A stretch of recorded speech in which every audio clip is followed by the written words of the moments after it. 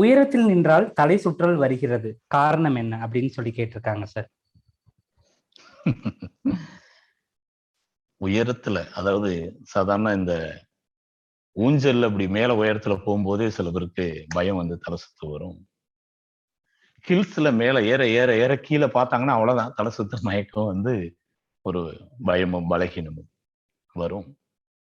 ஒரு சிலருக்கு இந்த ராட்னத்துல சுத்தும் போது மேல போனுச்சுன்னா அப்படின்னு ஒரு பயம் பலகீனம் வரும்.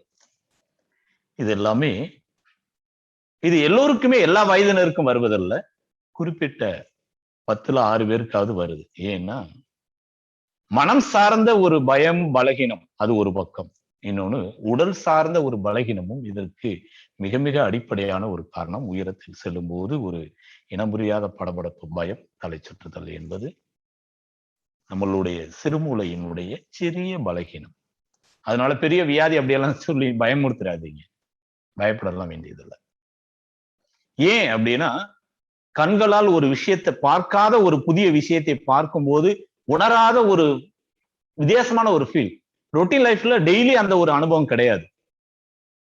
அப்ப தினசரி முதன்னு பைக்லயோ கார்லயோ போகும்போது அந்த ஃபாஸ்டா போகிற அந்த ஸ்பீடை பார்த்தோன்னே நமக்கே ஒரு பயம் இருக்கு. டெய்லி போய் பழகிட்டோம்னா அது ரொம்ப கேஷுவல் ஆயிடும். அப்ப நம்மளுடைய மூளைக்கு அந்த பதிவு என்பது புதுவிதமான ஒரு முயற்சி செயல். அப்ப அந்த செயல் வந்து அவங்களுக்கு புதுவிதமா இருக்கு. அதை பேலன்ஸ் பண்ணக்கூடிய தன்மைக்கு மூளை தயாராகவில்லை. அந்த ஒரு தடுமாற்றம் பலகீனமாக ஒரு தலை சுற்றுதல் பயத்தை ஏற்படுது. அதனால இதெல்லாம் வியாதி கிடையாது, பயப்பட வேண்டிய அவசியமே இல்லை. ஒரு எந்த செயலை செய்யும் போது ஒரு தடுமாற்றம் வருதோ தொடர்ந்து செஞ்சீங்கன்னா சரியாயிடும். அதனால பயப்பட வேண்டிய அவசியம் இல்லை.